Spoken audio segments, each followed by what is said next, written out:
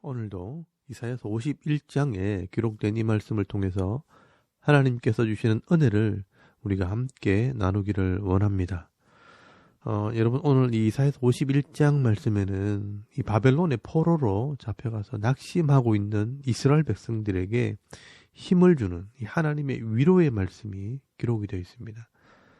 조금 더 적극적으로 표현을 하면 이 당시 이스라엘 백성들을 깨우치고 각성하게 하는 이 하나님의 말씀이 기록이 되어 있습니다. 여러분, 우리가 갑자기 어려운 일을 당해서 정신을 못 차리고 우왕좌왕하고 있으면서 허둥댈 때 옆에 있는 사람이 뒤통수를 때리면서 정신 차리라 이 친구야 하면서 그 영혼을 깨우듯이 하나님께서 이 이스라엘 백성들에게 정신 차려라 라고 말씀을 하고 있는 것입니다. 여러분, 이사야서 51장 17절 말씀에 보시면 여호와의 손에서 그의 분노의 잔을 마신 예루살렘이여 깰지어다 깰지어다 일어설지어다 라고 말씀하는 것이 바로 이런 말씀입니다. 오늘도 말씀을 잘 보시면 하나님의 계획이 보일 겁니다.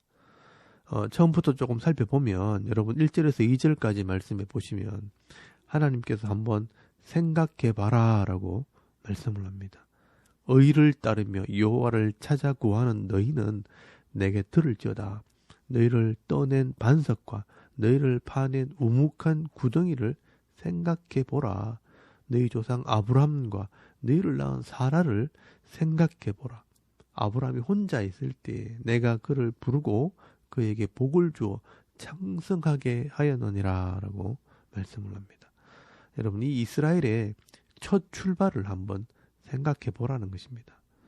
반석이 이스라엘이라면 처음 이 반석을 드러낸 구덩이를 한번 보라는 것입니다. 갈대아 우르에서 아브라함 이 한 사람을 불러서 약속을 하시고 또 복을 주시고 창성하게 하심으로 이스라엘이란 나라가 되게 하셨고요. 또 이 가나안 땅을 주시고 그 황폐한 땅을 에덴 동산처럼 만들어 주었다는 것입니다. 그래서 여러분 4절 말씀해 보시면 내 백성 내 나라여 내게 주의하고 내게 귀를 기울이라 라고 말씀을 합니다. 여기 보면 잘 들어봐라 중요한 말씀을 하신다는 이야기입니다. 그게 뭐냐면 율법이 내게서부터 나갈 것이라 그리고 내가 내 공의를 만민의 빛으로 세우리라 라고 말씀을 합니다. 여러분, 모세에게 주었던 이 율법이 이 땅의 공의가 되고 만민, 모든 이방인들에게 비추는 빛이 되게 하겠다라고 말씀을 하는 겁니다. 결국 이 하나님의 율법이 기준이라는 것입니다. 이 말씀을 믿고 받아들이는 자들에게는 구원이 임하겠지만 이 말씀을 거부하면 이 말씀에 기록된 대로 심판을 받게 된다는 말씀입니다. 여러분 5절에서 6절까지 말씀해 보시면 내 공의가 가깝고 내 구원이 나갔은즉 내 팔이 만민을 심판하리니 섬들이 나를 앙망하여 내 팔에 의지하리라. 너희는 하늘로 눈을 들며 그 아래 땅을 살피라. 하늘이 연기같이 사라지고 땅이 옷같이 헤어지며 거기에 사는 자들이 하루살이같이 죽으려니와 나의 구원은 영원히 있고 이 공의는 폐하여지지 아니하리라 라고 말씀을 합니다. 여러분, 여기 만민이라는 단어가 참 중요합니다. 처음부터 하나님께서 다스리시는 대상이 이스라엘만이 아니라 만민, 모든 육체를 다스리시고 구원하시는 것입니다. 그리고 이 하나님의 구원은요, 영원하고 공의는 폐하해지지 않는다라고 말씀을 합니다. 여러분 7절에서 8절까지 말씀에도 보시면요, 반복해서 말씀을 합니다. 의를 아는 자들아, 마음에 내 율법이 있는 백성들아, 너희는 내게 듣고 그들의 비방을 두려워하지 말고 그들의 비방에 놀라지 말라. 옷같이 좀이 그들을 먹을 것이며 양털같이 좀벌레가 그들을 먹을 것이나 나의 공의는 영원히 있겠고 나의 구원은 세세에 미치리라 라고 말씀을 합니다. 여러분, 여기 의를 알고 이 하나님 말씀을 마음에 가지고 있는 자들, 이 당시에는요 이스라엘 백성들을 말하는 것이지만 오늘날에는요 이 구원받은 하나님 백성들, 이 성도들을 말하는 것입니다. 그 구원받은 성도들에게 지금 말씀을 합니다. 이 말씀을 믿지 않는 자들의 이 비방을 듣고 두려워하거나 놀라지 말라는 것입니다. 여러분 8절 말씀에 보시면 너희들을 비방하는 자들은 다 옷같이 좀이 그들을 먹고 양털같이 좀벌레가 먹어버린다라고 말씀을 합니다. 여러분 이 좀벌레를 아십니까? 저는 예전에 옷을 만드는 곳에서 아르바이트를 한 적이 있습니다. 그때 이 사장님이요, 이 좀벌레가 먹은 옷감을 보여준 적이 있습니다. 겉으로 볼 때는 잘 표시가 나지 않습니다. 그런데 자세히 보면 이 구멍이 뽀끔뽀끔 나 있는 겁니다. 이렇게 좀벌레가 먹은 옷감으로 옷을 만들게 되면 겉으로는 멀쩡해 보이지만 나중에는 결국 이 옷을 버려야 된다고 말씀하시더라고요. 여러분 이 세상에서 하나님을 믿지 않고 큰 소리 치면서 이 성도들을 깔보고 무시하고 조롱하는 사람들이 겉으로는 멀쩡해 보이지만 실상은 이 좀 먹은 옷처럼 못 쓰는 옷이라는 것입니다. 그래서 그것이 드러나는 순간 한순간에 버림을 당하게 된다는 것입니다. 그래서 여러분 하나님의 이 공의는 영원히 있겠고 나의 구원은 세세에 미치리라 라고 말씀을 하는 것입니다. 여러분 이 하나님의 의를 알고 이 하나님 말씀을 아는 자들은요, 이런 하나님의 구원과 하나님의 능력을 알기 때문에 우리의 이 마지막을 볼 수 있는 것입니다. 그래서 여러분 11절 말씀에 보시면요, 여호와께 구속을 받은 자들이 돌아와 노래하며 시온으로 돌아오니 영원한 기쁨이 그들의 머리 위에 있고 슬픔과 탄식이 달아나리다 라고 말씀을 하는 것입니다. 그래서 여러분 하나님께서 당시 이 이스라엘 백성들에게 말씀을 합니다. 지금은 이렇게 바벨론의 포로로 잡혀와서 고통을 당하고 절망 가운데 있지만 멀리 보라고 말씀을 합니다. 12절 말씀에 보시면요, 이르시되 너희를 위로하는 자는 나 곧 나이니라. 너는 어떠한 자에게 죽을 사람을 두려워하며 풀같이 될 사람의 아들을 두려워하느냐라고 말씀을 합니다.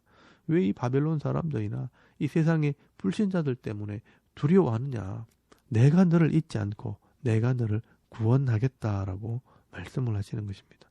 그래서 여러분 7절 말씀에 보시면 정신을 차려라, 깨어라 라고 말씀을 하는 것입니다. 하나님의 진노의 잔은 이미 마셨고 이 죄의 값은 지불했으니 이제는 정신을 차릴 때가 되었다. 새로운 일을 시작할 때가 되었다라고 말씀을 하는 겁니다. 이 이스라엘 백성들이 바벨론에 잡혀와서 이 죄값을 지불한 것을 마치 술을 마시고 취한 것으로 비유를 하고 있습니다. 여러분 17절 말씀에 보시면 여호와의 손에서 그의 분노의 잔을 마신 예루살렘이여 깰지어다 깰지어다 일어설지어다 네가 이미 비틀그름치게 하는 큰 잔을 마셔 다 비웠도다라고 말씀을 합니다. 여러분 여기 하나님의 진노의 잔을 마셨다는 것은 이 바벨론의 이 포로의 기간이 끝났다는 것입니다. 그러므로 이제 이 죄에 취해 있지 말고 이제는 정신을 차리고 다시 이 하나님의 백성으로 사명을 감당해야 할 때가 되었다는 것을 말씀을 하는 것입니다. 그래서 깰지어다 깰지어다 정신 차려라 일어나라 라고 말씀을 하는 겁니다. 여러분 우리가 어릴 때 아침에 일어나면 잠에 취해서 몽롱하고 있으면요, 엄마가 와서 엉덩이를 때리면서 정신 차려라 학교 가야지 빨리 일어나라 하면서 깨우시는 것과 같은 것입니다. 여러분 22절에서 23절까지 말씀해 보시면요, 네 주 여호와 그의 백성의 억울함을 풀어주시는 네 하나님이 이같이 말씀하시되 보라 내가 비틀그름치게 하는 잔 곧 나의 분노의 큰 잔을 네 손에서 거두어 네가 다시는 마시지 못하게 하고 그 잔을 너를 괴롭게 하던 자들의 손에 두리라 라고 말씀을 합니다. 그래서 여러분 이사야서 52장 말씀에는 이 이스라엘 백성들을 이제 바벨론에서 끌고 나오는 것을 말씀을 하는 것입니다. 여러분 이렇게 하나님께서는 날마다 우리 영혼을 깨워주시는 분입니다. 우리가 하나님 말씀을 듣고 순종하다가도 자꾸 세상에 취해서 비틀거리고 있으면 오늘도 우리의 뒤통수를 치시면서 깨어 있어라 정신 차려라 라고 말씀을 하시는 것입니다. 여러분 우리 성도들은요 이 죄에서 구원받은 백성들입니다. 죄에서 구원받은 백성들은 죄에 취해 있으면 안 됩니다. 그래서 성경에는요 늘 깨어 있으라 라는 말씀을 계속하는 것입니다. 그래서 여러분 예수님께서도 겟세마네 동산에서 기도하시면서 이 제자들에게 말씀을 하십니다. 시험에 들지 않게 깨어있어 기도해라 라고 말씀을 합니다. 이제 사명을 감당할 때가 되었으니 깨어서 기도하라 라고 말씀을 하시는 것입니다. 여러분 베드로도 이 베드로전서 4장 7절 말씀에 보시면 만물의 마지막이 가까웠으니 그러므로 너희는 정신을 차리고 근신하여 기도하라 라고 말씀을 합니다. 여러분 사도 바울도요. 데살로니가전서 5장 6절 말씀에 보시면 이 마지막 시대 성도들이 어떻게 해야 하는가. 다른 이들과 같이 자지 말고 오직 깨어 정신을 차릴지어다 라고 말씀을 합니다. 여러분 데살로니가전서 5장 4절에서 8절까지 말씀을 한번 찾아보시기 바랍니다. 거기 보시면요. 형제들아 너희는 어둠에 있지 아니하며 그 날이 도둑같이 너희에게 임하지 못하리니 너희는 다 빛의 아들이요 낮의 아들이라. 우리가 밤이나 어둠에 속하지 아니하나니 그러므로 우리는 다른 이들과 같이 자지 말고 오직 깨어 정신을 차릴지라. 자는 자들은 밤에 자고 취하는 자들은 밤에 취하되 우리는 낮에 속하였으니 정신을 차리고 믿음과 사랑의 호심경을 붙이고 구원의 소망의 투구를 쓰자라고 말씀을 합니다. 여러분 세상은 밤과 같이 자고 죄에 취해 있지만 이 성도들은 그렇지 않습니다. 낮과 같이 깨어있는 자들이라고 말씀을 합니다. 여러분 깨어있다는 것이 무엇이냐. 이 사도 바울의 해석대로 하면 하나님을 알고 말씀을 알고 예수를 알고 있다는 것을 말하는 것입니다. 그래서 이 믿음과 사랑의 호심격을 붙이고 이 소망의 투구를 쓰고 있는 자라고 말씀을 하는 겁니다. 그러므로 이런 믿음, 이 사랑, 소망이 있는 성도들이 바로 깨어있는 자들입니다. 다시 오늘 본문으로 좀 돌아오면 여러분 당시 이스라엘 백성들이 이렇게 책망을 들었다는 것은 이 하나님의 백성임에도 이 하나님 말씀을 알지 못했고 또 우상에게 구하고 우상을 의지하는 삶을 살았기 때문에 결국 이 하나님 말씀을 제대로 배우지 못한 백성이라는 겁니다. 여러분 오늘 우리들도 이 성도라고 하고 예수를 믿는다고 하지만 자칫 잘못하면 이 구약의 이스라엘 백성들처럼 이 하나님 말씀도 모르고 누구에게 구하는지도 모르고 내가 교회에 다니니까 열심히 기도하니까 하나님께서 복을 주실 거야 라고 생각을 하다가는 어찌 보면 잠자는 자와 같은 신앙생활을 하는 사람이 될 수 있다는 것을 알아야 합니다. 여러분 오늘 7절 말씀에 보시면요. 의를 아는 자들아 마음에 내 율법이 있는 백성들아 너는 내게 듣고 그들의 비방을 두려워하지 말라. 그들의 비방에 놀라지 말라라고 말씀을 합니다. 이 하나님의 말씀이 내 마음에 있다면 우리는 세상을 두려워하지 말고 하나님의 말씀을 들으며 깨어있는 자의 삶을 살아라라고 말씀을 하는 것입니다. 여러분 오늘 저와 여러분이 정신을 차리고 오늘도 깨어나서 이 하나님 말씀을 마음에 품고 하나님께서 주시는 이 담대함으로 세상을 이기고 세상 속에서 믿음과 사랑과 소망의 인내를 가지고 늘 승리하며 살아갈 수 있는 저와 여러분의 이런 영적인 삶의 모습이 되실 수 있기를 주의 이름으로 축원합니다. 아멘. 우리 잠깐 기도드리겠습니다. 오늘도 이 하나님 말씀을 내 마음에 품고 공의를 행함으로 승리하는 하나님의 백성들이 되게 하옵소서.